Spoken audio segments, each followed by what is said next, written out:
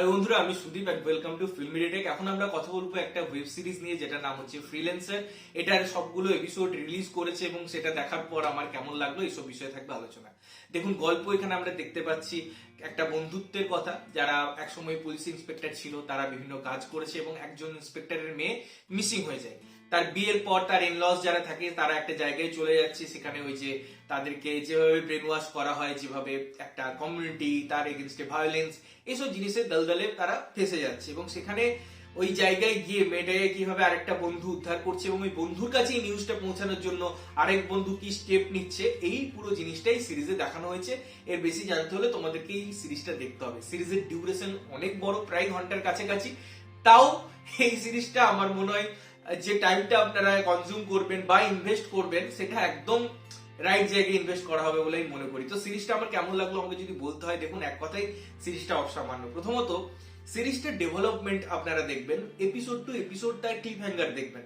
এগুলো কিন্তু একবারে রিলিজ করা হয়নি। মানুষ যদি একটা একটা করে এপিসোড দেখে, তার মধ্যে ওই জিনিসটা যে কত কাজ করবে, ওই সেন্সটা যে ভাই নেক্সট এপিসোড কবে আসবে, এই যে মানুষকে একটা একটা জায়গার মধ্যে নিয়ে যাওয়া, যে চলো তোমার মধ্যে ওই জিনিসটা বিল্ড আপ করি, যে তোমরা এই সিরিজটা নিয়ে ভাবো, সিরিজটা নিয়ে কথা বলো, সিরিজটা নিয়ে চর্চা করো, এই জিনিসটা আমার মনে হয় মেকার্সরা করতে পেরেছে। এবং এই সিরিজের আমি যদি মেকিং প্রসেসে যাই, কতটা লার্জ স্কেল, কতটা একটা ভ্যালুয়েবল প্রোডাকশন এবং একটা কস্টলি প্রোডাকশন, সেটা দেখে বোঝা যায়। প্রথমেই আমরা যে এস্টাবলিশমেন্ট দেখছি, যে সিনটার একটা অপারেশনের কথা দেখতে পাই, যেখানে এই যে আফগানিস্তান নিয়ে যে ঘটনাটা ঘটেছিল তারও একটা লিঙ্ক আপ তৈরি করার চেষ্টা করা হয়েছে। সেখানে ওই যে প্লেন, সেখানে ফাইটার প্লেন, সেখানে যে রিসোর্সেস, সেগুলো নিয়ে যেভাবে প্ল্যানিং, আমার মনে হয় সেই জায়গা থেকে এটা আমাদের মধ্যে ওই ভালো লাগার জায়গাটা তৈরি করে দেয়। প্রথম এপিসোড ইটসেলফ সেই জায়গাটাই আমাদের নিয়ে চলে যায়, যেখান থেকে আমরা পরের এপিসোডগুলো দেখার জন্য অপেক্ষায় থাকি।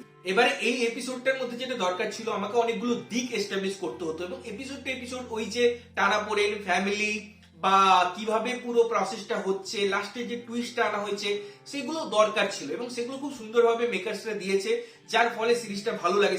সিরিজটার স্কেল, সিরিজটার ডিজাইনিং, সিরিজটা যেভাবে এগিয়েছে এপিসোড টু এপিসোড, তার যে ডেভেলপমেন্ট হয়েছে, ক্যারেক্টার ডেভেলপমেন্ট করেছে তারা সময় নিয়ে তারা সিচুয়েশনটাকে আমাদের সামনে তুলে ধরেছে, যে যে এর মধ্যে নেগেটিভিটি আছে সেগুলোকে তুলে ধরেছে, প্রত্যেকটা জিনিসকে ওয়েল এস্টাবলিশ এবং তার লিঙ্ক পয়েন্টগুলোকে খুব সুন্দরভাবে কানেক্ট করেছে এডিটিং এর মাধ্যমে। আমাকে একটা ঘটনা দেখেছে, আবার সার্কেল পরে ওই ঘটনায় ফিরিয়ে নিয়ে যাচ্ছে। এই যে পুরো জিনিসটা, এই যে পুরো ডিজাইনিংটা আমার বেশ ভালো লেগেছে পুরো থ্রু সিরিজটা জুড়ে।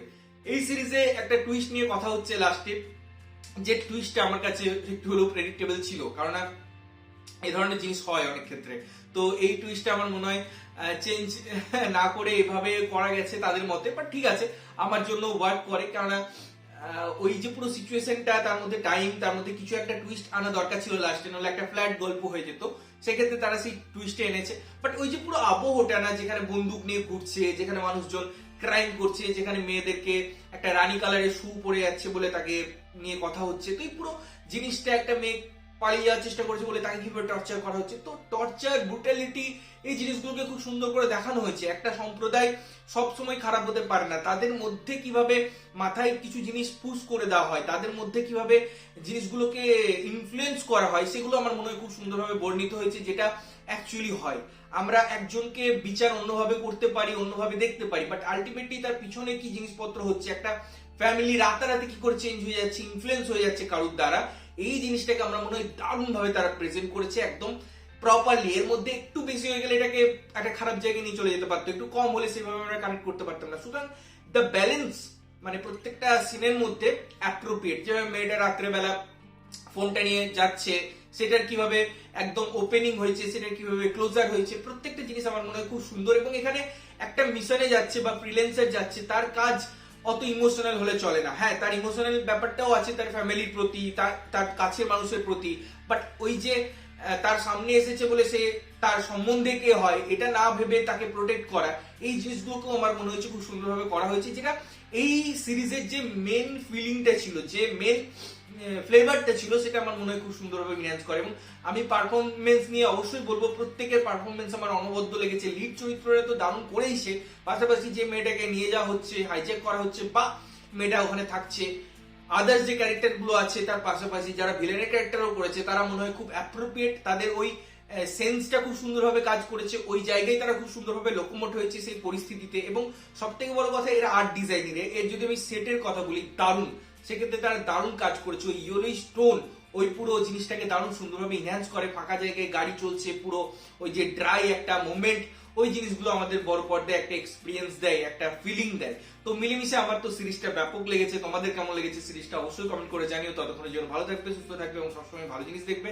চ্যানেলটা যদি প্রথমবার দেখছো, লাইক কমেন্ট শেয়ার করতে হবে, সাবস্ক্রাইব করতে হবে, যাতে প্রত্যেক নোটিফিকেশন তোমাদের কাছে পৌঁছায়। ততক্ষণের জন্য টাটা।